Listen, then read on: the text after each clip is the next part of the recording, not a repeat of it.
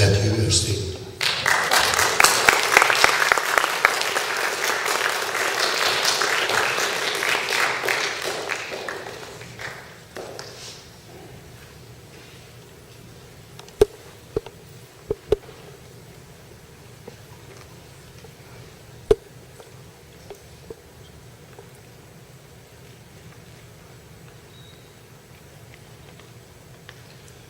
What is my purpose here on this earth? Where is lasting happiness found? We Americans have so much wealth that it seems within our grasp to get what we want and be content. This is not true, though. The television show The Twilight Zone demonstrates this effectively in its episode, A Nice Place to Visit. In this episode, a lifelong criminal named Rocky Valentine dies and is confronted by his angel. The angel gives Rocky everything he ever wanted. The angel tells him that he is in his own private paradise, where nobody...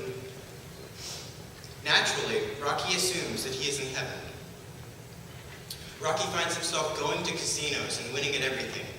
He goes to parties where all the women like him. However, after a month of getting everything he thought he wanted, he is still unsatisfied. In one scene, Rocky stumbles upon a pool table and tries to play. On his first shot, all the balls go into the right holes. This is the last straw for Rocky. He can't take it anymore.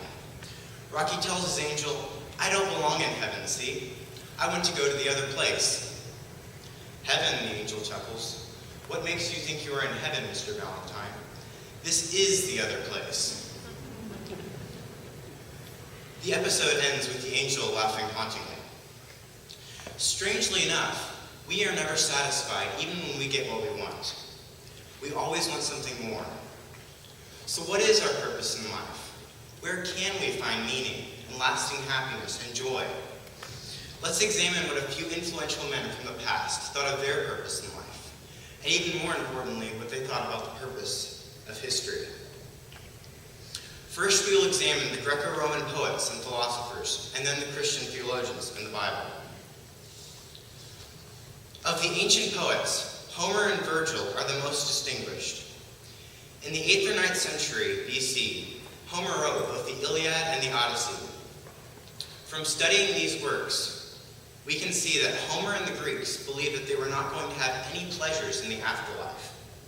Because of this belief, Homer felt that men should live their lives as they pleased on this earth.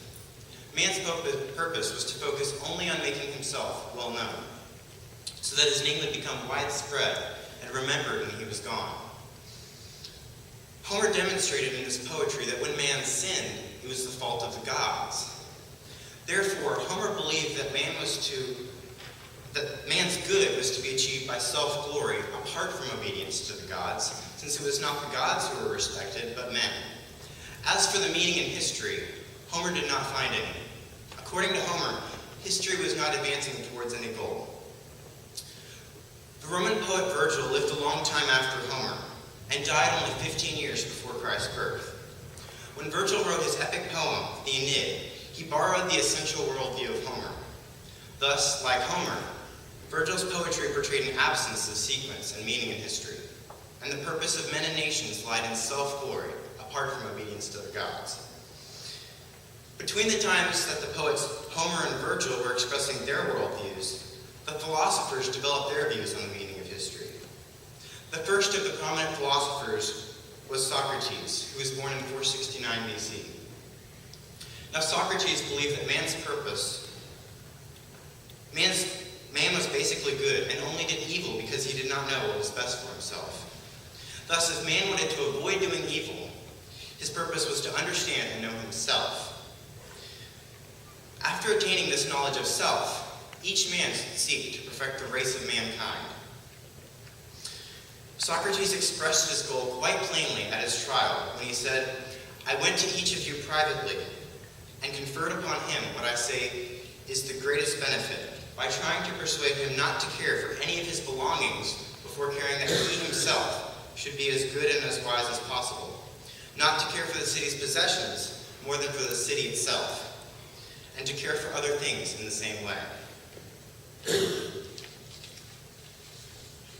After Socrates' death, his student Plato developed his own views. Essentially, Plato viewed the purpose of men's lives to be understanding ideals, which were immaterial standards or truths, so that they could pass that knowledge on to others. Like Socrates, Plato stated that men who understood ideals should become rulers in government, so that they could codify the ideals into law and perfect the state. Whereas Plato believed that men should understand ideals,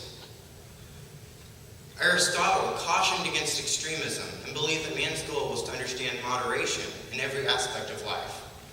Moreover, once men have understood moderation and examined the universe, they should use that understanding to govern to the advancement of humanity.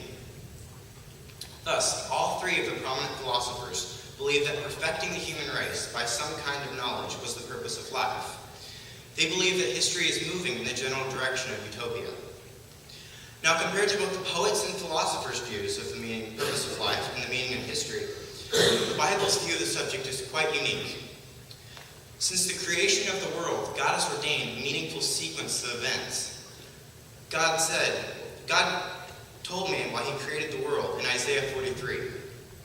God said, "Bring everyone who is called by my name, whom I created for my glory, whom I formed and made." In the beginning, God gave man the opportunity to trust him and choose his will when he placed the forbidden tree in the Garden of Eden. Since man sinned, God promised a Savior that would make it possible to escape the law of sin and death. Somebody had to pay the price, or else God's righteousness would not be appeased. Because the nature of God is just, he could not let a crime go unpunished.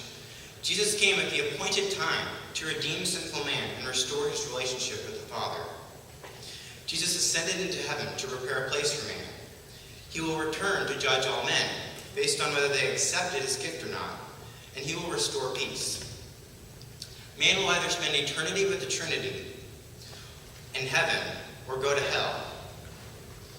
Of the ancient poets, Homer and Virgil, although men cannot always see meaning in the sequences of the events in history, God has a plan for mankind.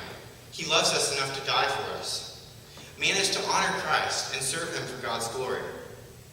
About 400 years after the time of Christ, there lived a man by the name of Aurelius Augustinus, known commonly as St. Augustine. Augustine believes strongly in the scriptures, and his view on the subject is entirely biblical. One of his great works, The City of God, extrapolates on the Bible's view of the meaning of life throughout history. Almost 800 years after Augustine's death, St. Thomas Aquinas was born. Aquinas' major contribution was his Summa Theologica, which is a summation of Christian theology. Like Augustine, Aquinas was a theologian that saw meaning in God's history. Man is to honor Christ and serve him for God's glory. Now that we have examined these men's views, let us re-examine the story of Rocky Valentine. As we already mentioned, although he got everything he thought he wanted in his private paradise, he was not satisfied. Something was missing. Could it be that because Rocky did not have God ruling in his heart, that he could find no joy in his sinful desires? Could it be that his private paradise was a hell that pushed God out? He desired only to put himself first, and found that he was never satisfied because his ways separated him from God. By getting everything he wanted for himself in his private paradise or hell, he realized just how meaningless it all was. David's son, Solomon, also realized how meaningless all our sinful desires really are. In chapter 12 of Ecclesiastes, Solomon concluded his message with what really is meaningful. He said, "Here is the conclusion of the matter. Fear God and keep his commands, for this is the duty of all mankind." Solomon spoke the truth. May God be glorified in everything.